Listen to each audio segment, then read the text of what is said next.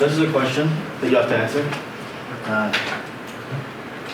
Worth 100 points. So clearly, there's an issue with this question. It's ill-posed. So if I'm lying to you, and let's say the answer is true. If I'm lying to you, the answer is true, but I'm lying to you, so I'm not telling you the truth. If the answer is false, for I'm lying to you, then I'm telling you the truth, but I was lying to you. So either way, there's a logical contradiction here. There's no way, if I say the statement, I am lying to you, if I'm telling you the truth, I'm lying to you. If I'm lying to you, and then I'm lying about lying to you, then I'm telling you the truth. This is an inconsistent statement. There's no way to satisfy this formula. So that's basically how I want you to think about decidability. So let's say you have, let's say there's a halting problem.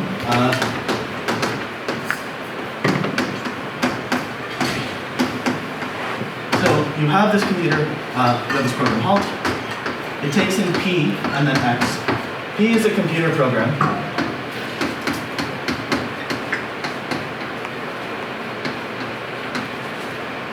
A computer program is like your Python file. So program.py. Okay? This is analogous to us for an encoding of a Turing machine. So M is a Turing machine. This is an encoding of a Turing machine. Program.py is a program. The actual file itself is the encoding. So you take in a computer program and an input X. And then you run, so your program for the halting problem, so halt, says run P on X. If P halts, return true. If P hangs, that is, it infinitely loops, return false.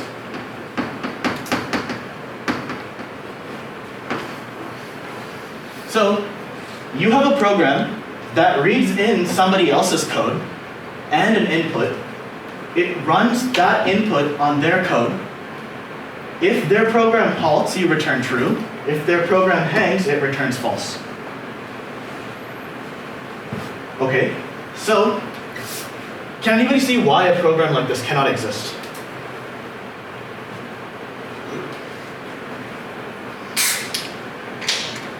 So to clarify, this is a function you are running.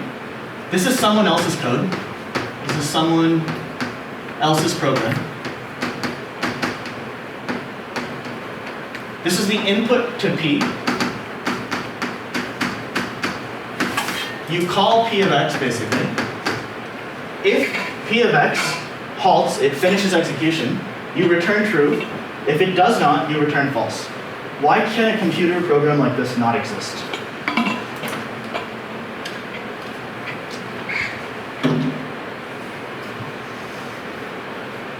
I mean, you could write the program, but why won't it work?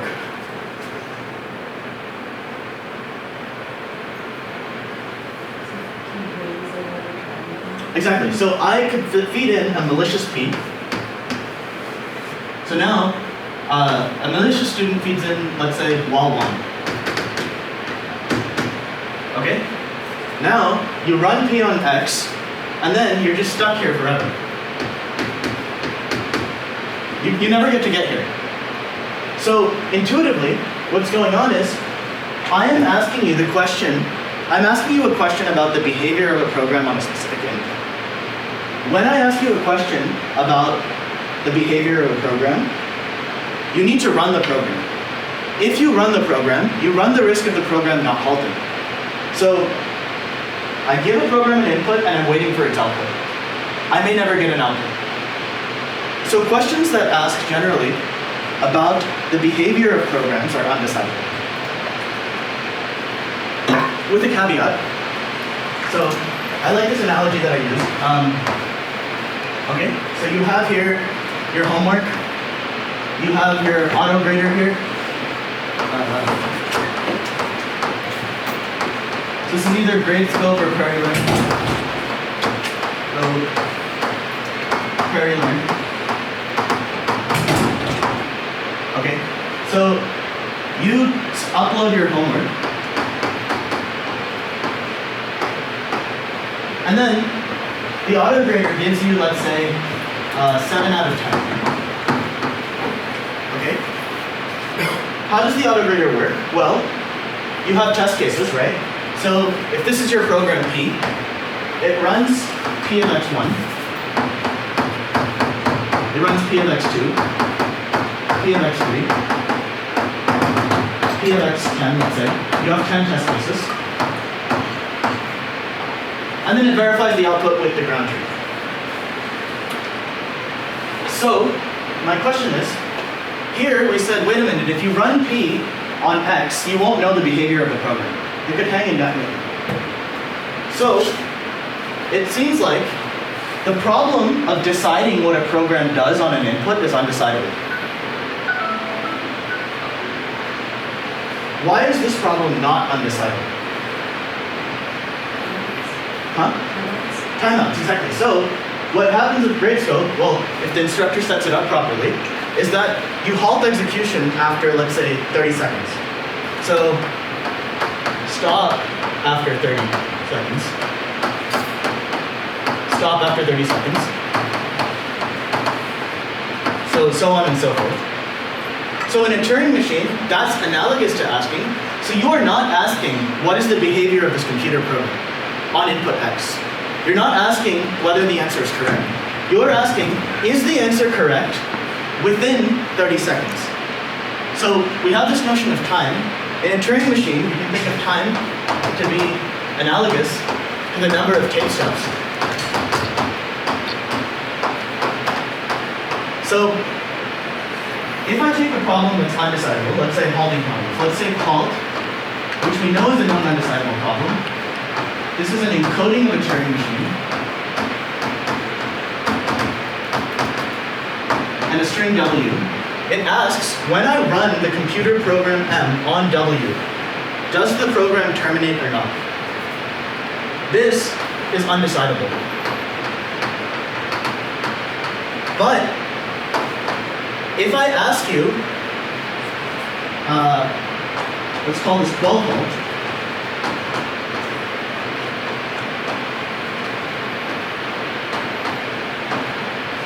Does this string, does M accept W, but I terminate after 12 steps? Is this problem decidable?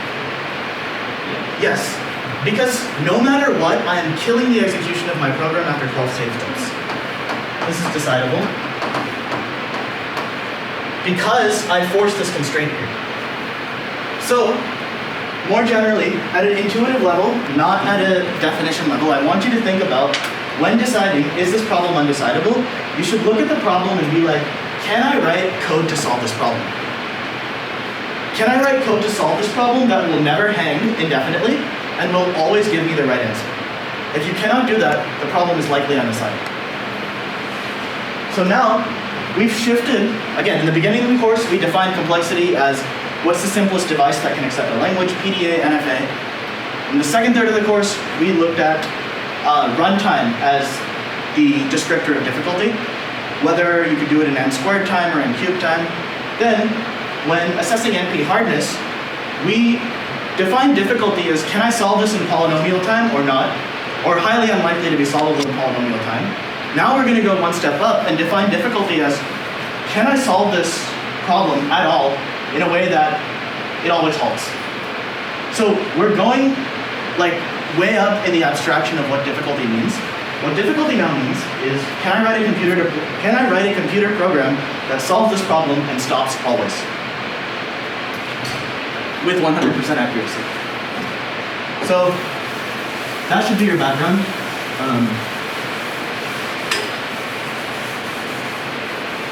Then some more background information that will make reductions easy.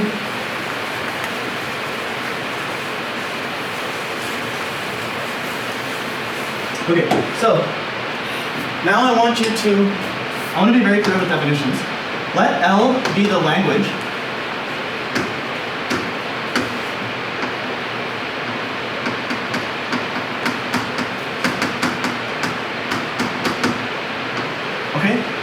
a language? It is a set of encodings of Turing machines. So this is a set of encodings of Turing machines. Okay?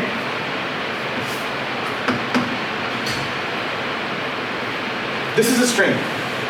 Because in every single problem, when we asked about NFAs and DFAs, is the string in the language?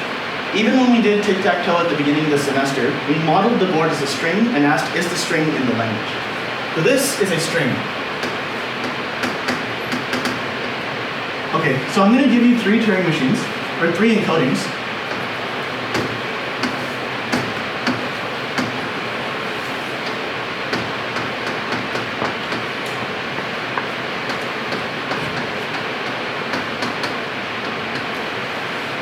So this is M1.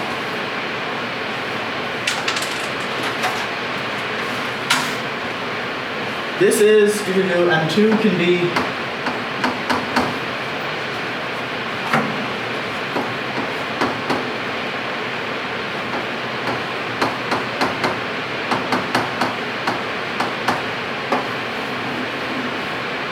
M3 can be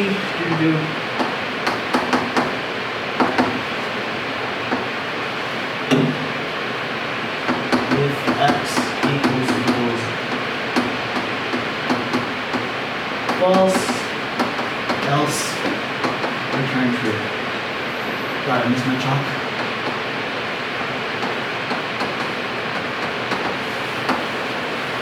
Okay. Which one of these 3, or which ones of these 3 belong to L? So I have a question: does M1 belong to L? Does M2 belong to L? Does M3 belong to L? And I'll be clear that I'm describing the encodings. So, which one of these encodings belongs to the language, based off of the pseudocode?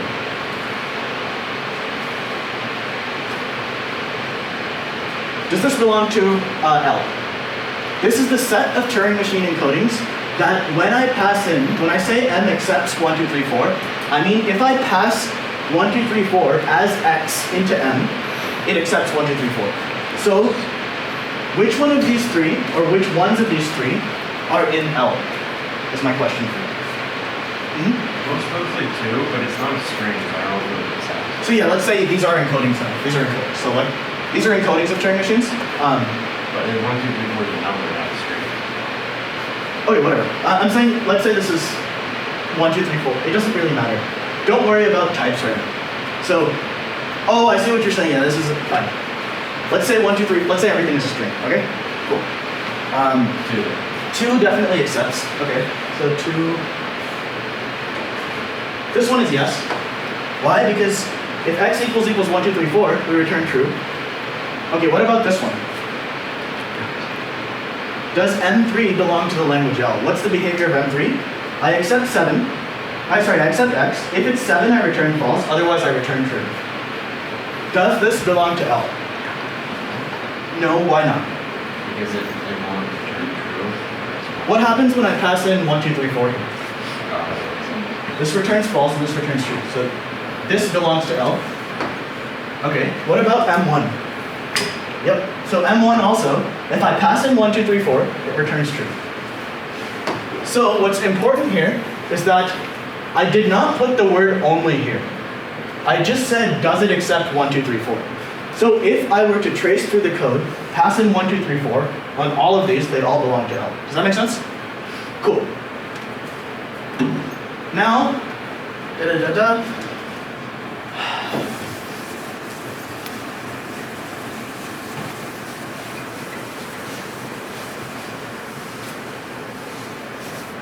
Now I claim that L is undecidable. And this is similar to a lab problem, I've just switched a string around. So I claim that L is undecidable. That is, when I say that L is undecidable, I mean the problem of looking at a Turing machine encoding and asking whether the Turing machine encoding is a computer program. The problem of inspecting a computer program and asking if it will accept 1, 2, 3, 4 is undecidable. Why? Because I need to run the program on 1, 2, 3, 4. If I run it on 1, 2, 3, 4, it may halt if a malicious student puts wall 1. So, we use reductions.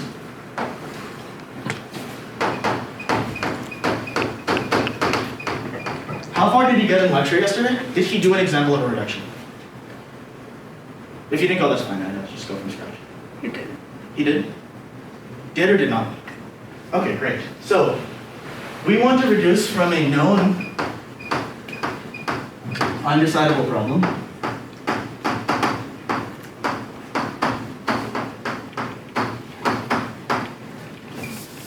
to L. Okay? We'll give this a new name, except 1, 2, 3, 4. So let's test this. We want to go from a known undecidable problem to accept 1, 2, 3, 4. Why is the direction of the reduction this way?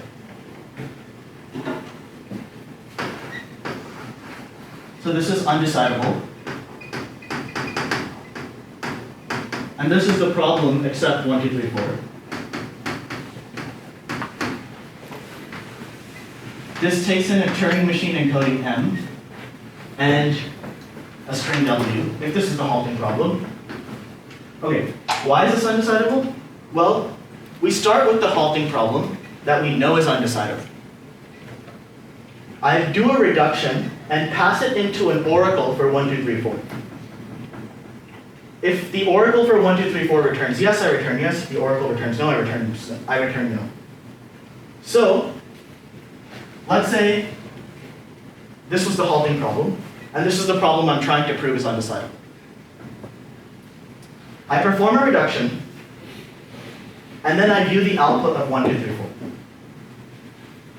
Well, what would that mean? If that were to exist, that would mean that if except 1, 2, 3, 4 were solvable, then I could solve the undecidable problem. So again, if I pass in an input, I perform a reduction, and let's pretend this problem was solvable. If I could solve this problem, that would mean that this problem was solvable. But it's not, so there's a contradiction. Therefore, this problem must be unsolvable. It's exactly the same argument that we use with NP hardness proofs. If this problem is NP hard, and this is the problem I'm trying to prove is NP hard, if there was a polynomial time reduction from a known NP hard problem to a mystery problem, then I could just solve the mystery problem in polynomial time and get an answer. But that would imply that the original problem was solvable in polynomial time, which is a contradiction. Does that make sense? Okay, so now this is why the reduction works.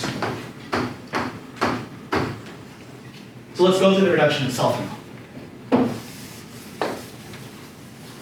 So I want to be clear here, the halting problem, we want to have good definitions in solving this. Okay, the input into this problem is, this is an encoding of a Turing machine.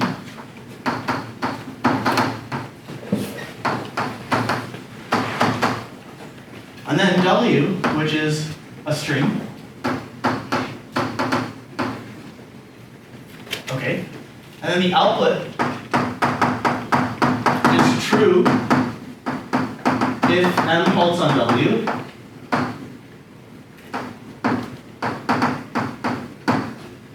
False otherwise. And then our definition for 1, 2, 3, 4, by analogy, can be written the same way. Because I just said set membership is true. Not being in the set is false. So input, in this case, is just a single Turing machine. Okay. This is an encoding of TM. And the output is true or false based on if M accepts 1, 2, 3, 4. So very clear problem definitions. The inputs and outputs are now fixed. So let's go through the reduction.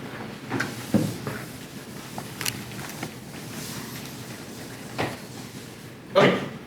So how should we do this reduction? Well, we want to build a solver for the halting problem, assuming that we have an oracle for this. So this is going to be some m prime. This is the reduction we're building. So let's build a solver for the halting problem then. So halt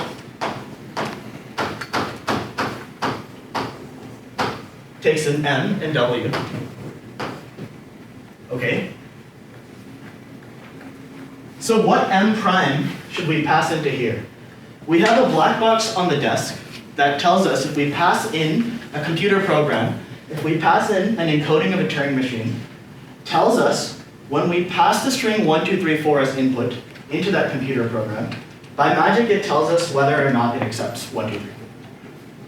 We want to build a solver for the halting problem, which asks, given a Turing machine and a string w, does m accept w? How do we transform this problem into this problem? What m prime should I pass in? You are now building a new computer. So originally you had a computer program here. I'm asking you to construct a new computer program, m prime, such that if m halts on w, m prime accepts 1, 2, 3, 4.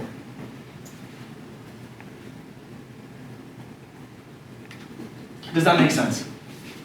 So, whenever m halts on w, you have a black box that reads in a computer program and tells you if I pass 1, 2, 3, 4 into this, will it accept or not?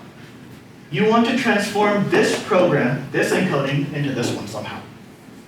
Does anyone have any ideas of how we could do that? I'm asking, what should the encoding of m prime be? So your goal is to make / encode m prime. How should we do that? Using n and w. You have access to n and w. How do I build m prime?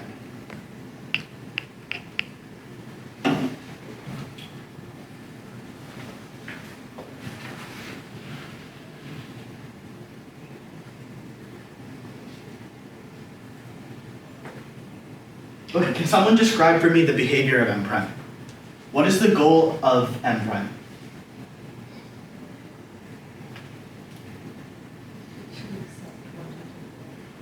Under what conditions? So yes, m prime should accept 1, 2, 3, 4. So this oracle tells you if a machine accepts 1, 2, 3, 4, right? But m prime should accept 1, 2, 3, 4 when there's a condition here. When m halts on w. Good. So we want to build m prime such that m prime accepts. I'm going to block this so we don't miss the primes. Accepts 1, 2, 3, 4 only when m halts on w. Okay, what should m prime do if m doesn't halt on w? What are my options for m prime?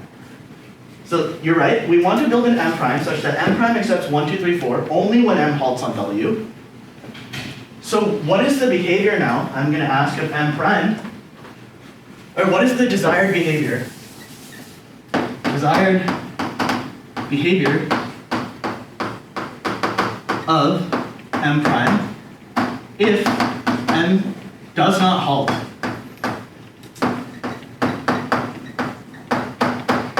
on w. What should m prime do now? It should return false. Good.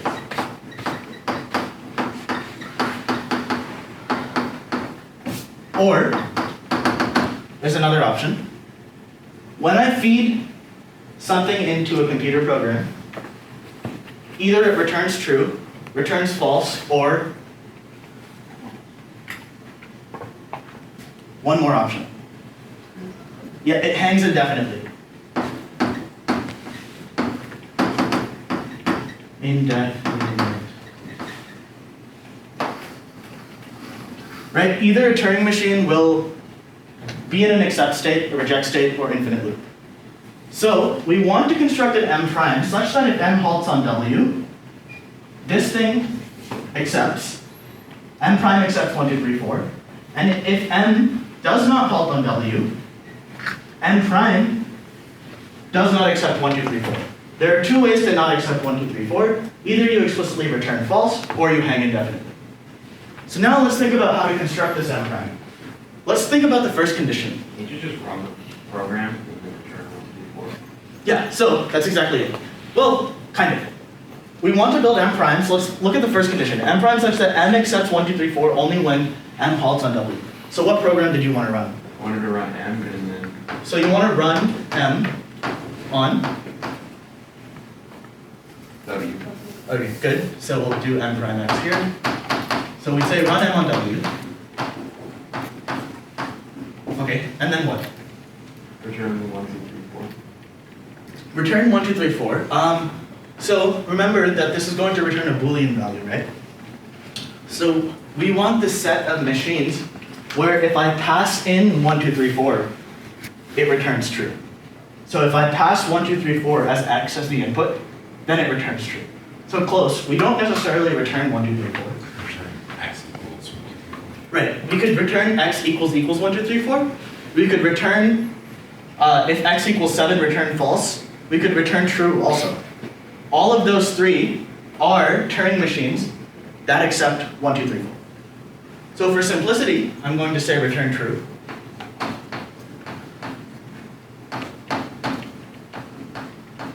Actually, okay, yeah. Because I said here, all of these three things, you could write X equals 1, 2, 3, 4 and it would be right. This is a string that accepts 1, 2, 3, 4. This is a Turing machine encoding that accepts 1, 2, 3, 4. This is a Turing machine encoding that accepts 1, 2, 3, 4. Our only desired property is that when M halts on W, so when M halts on W, we run M on W and it halts. M prime of X, so this line is done. So this line is done. Is M prime an encoding of a Turing machine that accepts 1, 2, 3, 4 if M halts on W? If M halts on W, this line clears and it no longer exists. If I pass 1, 2, 3, 4 in, we return true. So yes. So we got one direction down. So now, let's think about the other direction.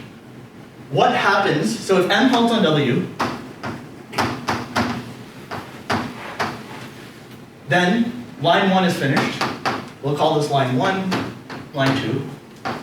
Line 1 is finished. Then the question is M prime an encoding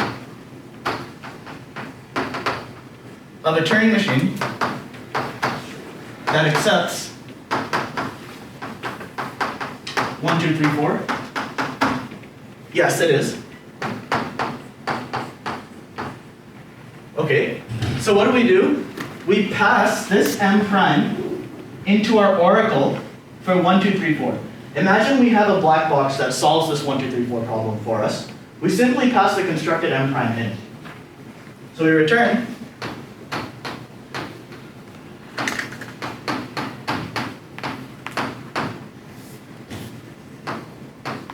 of the encoding of M prime that we just built.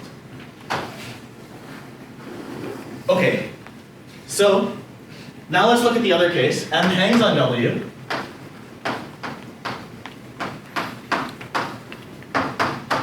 If M hangs on W, we never pass this line. Right? This gets stuck. Does M prime encode a Turing machine that accepts 1, 2, 3, 4? So if M hangs on W, does M prime encode a Turing machine that accepts 1, 2, 3, 4? No. Because this Turing machine would run, and it would never accept 1, 2, 3, 4. So if M hangs on W, we get stuck on line 1. Therefore, M prime does not accept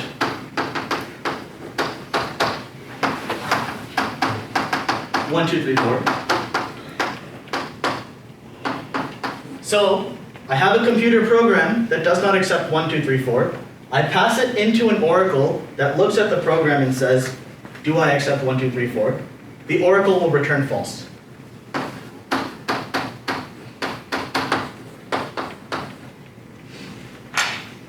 So This proves undecidability. Questions about this?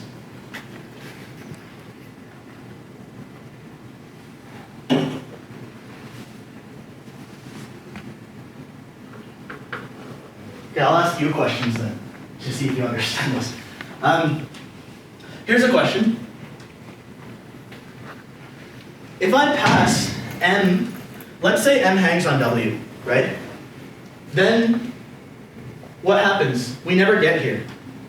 So why does this reduction work? Couldn't I just hang and then I would never actually reach the return except case? Right? If M hangs on W, I'm here, then I never actually get to the return true. So, shut the fuck up. Okay. If I never return true, and then I return except 1, 2, 3, 4, does that break this reduction? Why is that a problem, or why isn't it a problem? Rather, is the question clear? I'm saying that if M hangs on W, I get here and I just stay here. I never actually reach this part of the reduction. So why doesn't that break my reduction?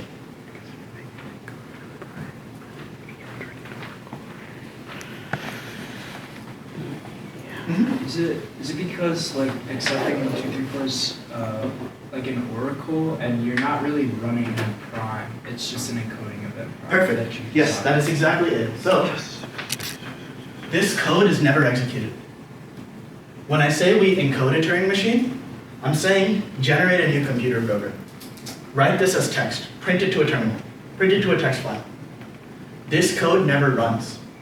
This M prime machine is never executed. What the oracle does is it reads the program M prime, and it magically, because oracle, makes a decision about the behavior of the program without running. So M prime is never actually ever executed. M prime is constructed, and then this is my new computer program. This thing reads in computer programs and answers the question, does the computer program accept 1, 2, 3, 4? That is why this is not an issue. Okay, let me ask you this. Does that make sense? That's really important to understand. What is the runtime of the reduction? So what's the runtime of this reduction? Let's say, yeah, what's the runtime of this reduction?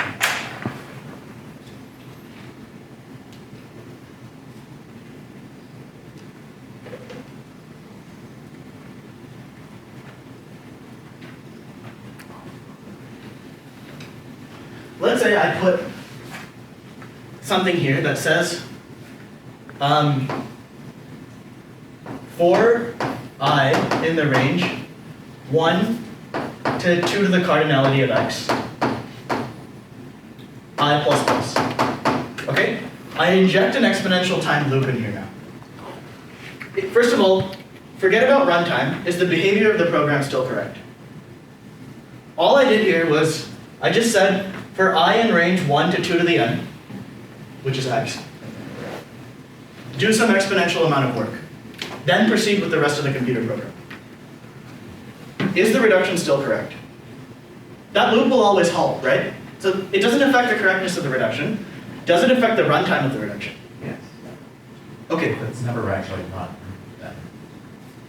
If it's never actually run, yes? No? Because it's an encoding. It's an encoding. So it doesn't actually run that loop. Right. So it shouldn't affect the runtime. Perfect. So it's tempting to look at this and be like, oh, well, yeah, this is no longer a polynomial time reduction because I have an exponential time loop here. But what I'm doing is I'm actually, what is the runtime of the reduction? Constant. Yes, it's O of 1 time. I am writing a finite amount of lines into a file. That's it. I'm writing 3 lines. This program is never actually run, remember. You have a black box that looks at the program and tells you, do I accept 1, 2, 3, 4? So this is a polynomial time reduction. I can encode something that does an exponential amount of work in polynomial time. Okay, so there's that. Let's look at another lab question. So this n accepts the string 1, 2, 3, 4 in the lab is the same thing as accept Illini, except I did 1, 2, 3, 4 instead of Illini. Question 2 says M accepts exactly 3 strings.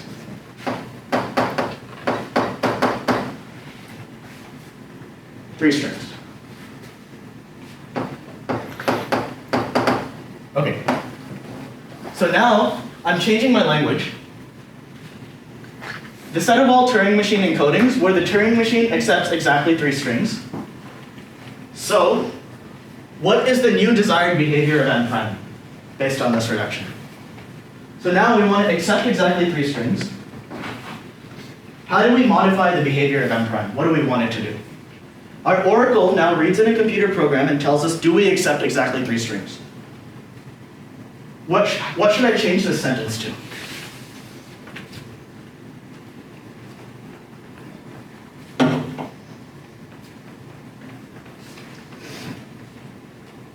What is the behavior of M prime when M halts on W? Let me ask you that.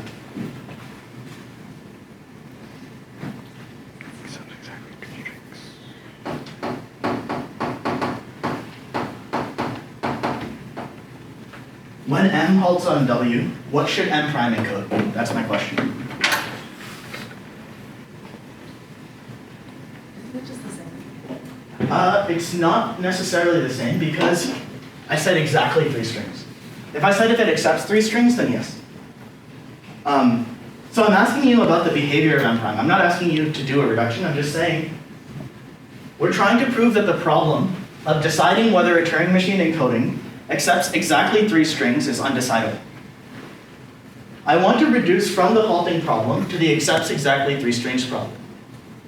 When M halts on W, I want M prime to do what? That's my question.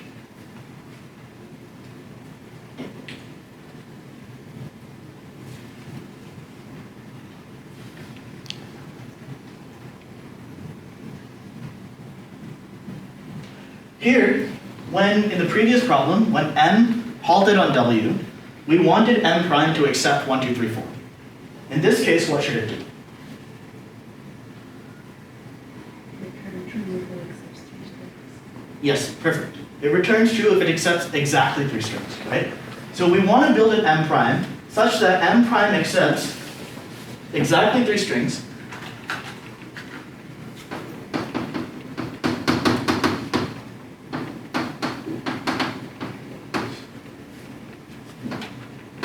If and only if M halts on W.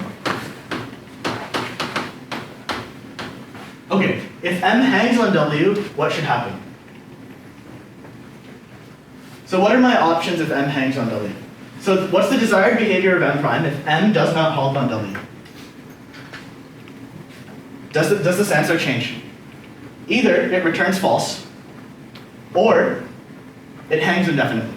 Right? The complement behavior doesn't change at all. If M halts on W, M prime needs to accept 3 strings. If M hangs on W, M prime should not be an encoding of a computer program that accepts exactly 3 strings. Okay? So let's go back here.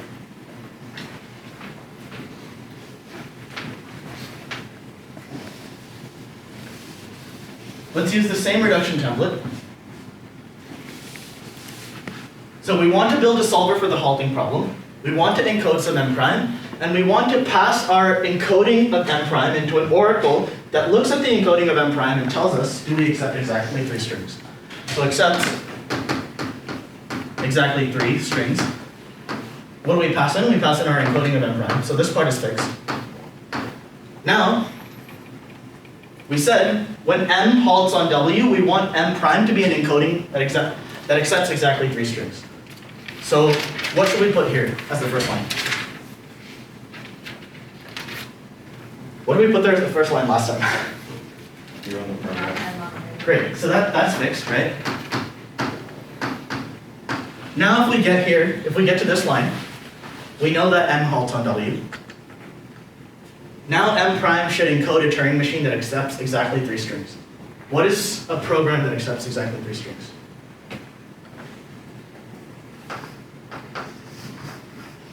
X is equal to 1, 2, or 3. Sure, great. If x equals 1 or x equals 2, or x equals 3, return true, otherwise return false. So that's the same thing as just, if it's one of these three values, return true, otherwise return false. Cool. Now let's go through the proof again. If m halts on w, line 1 passes. Then we return true if x is equal to 1, 2, or 3. We take this encoding and pass it into here. Is m prime, this oracle reads in the string m prime, or the encoding m prime, and asks the question, is m prime an encoding of a Turing machine that accepts exactly 3 strings? Well, if m halts on w, this line completes, this returns true. Therefore, m prime does in fact encode a Turing machine that accepts exactly 3 strings. In the reverse direction, if m hangs on w, if this program were to execute, we never execute it, but if it were to execute, we'd never get past this line. Therefore, the computer program m prime is not an encoding of a Turing machine that accepts exactly 3 strings. Why? Because it accepts nothing, it just hangs indefinitely. Therefore, the oracle that looks at m prime and answers the question, is this a Turing machine that accepts exactly 3 strings, returns false. Therefore, the decider for the halting problem returns false. Does that make sense? Okay. Going on to the third question. Now, let's say I change the definition here of this problem to m accepts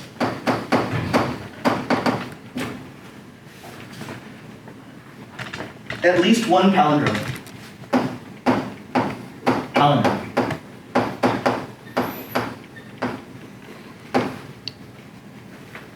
Okay? So m needs to accept at least one palindrome. There is a one-line change we can make to this reduction to solve that problem.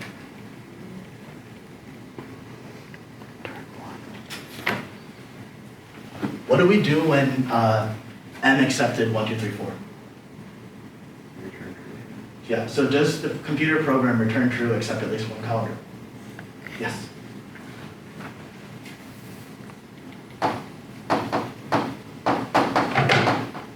Done. Now you've proven that except at least one palindrome is undecidable. Yeah. Are there, like, okay, so this language is all the like encodings of programs that accept this. It's very like, it doesn't really apply to much. Like in are real there languages of this form that aren't undecidable? Are there languages of this form that are? So what it's saying is, this does not claim that there is no computer program that will halt and tell you if you accept a palindrome. What this is saying is the problem of looking at a computer program and deciding if that computer program accepts a palindrome or not is undecidable. Well, we have to, is there an easy way, maybe I missed this in lecture too. Is there an easy way to just say that it is decidable? This specific problem? So to prove a problem is decidable, that means that a Turing machine can return true or false and always stop, right? So to prove that a problem is decidable, you would essentially need to write a computer program to solve a problem. So if I said, let's see, if I had made this language, L equals X, such that, take any of the regular languages. L equals W such that W is a palindrome, let's say. So L is W such that W is a palindrome. That's clearly decidable. Why? Because the program that you'd write is just start with 2 pointers on the end, move forward, check if they're equal. So that's decidable. The issue with decidability is when we start asking questions about the behavior of the computer program, you have to consider the infinite class of programs that could do this. If I had, again, put a restriction here that says accept one palindrome within 374 steps, then the problem becomes decidable, very trivially. So the way you should think about it, if you have to decide if a problem is decidable or undecidable, can I write a computer program that solves this problem? If I can, then it's likely decidable. If I cannot, then it's likely undecidable. It's the simplest thing.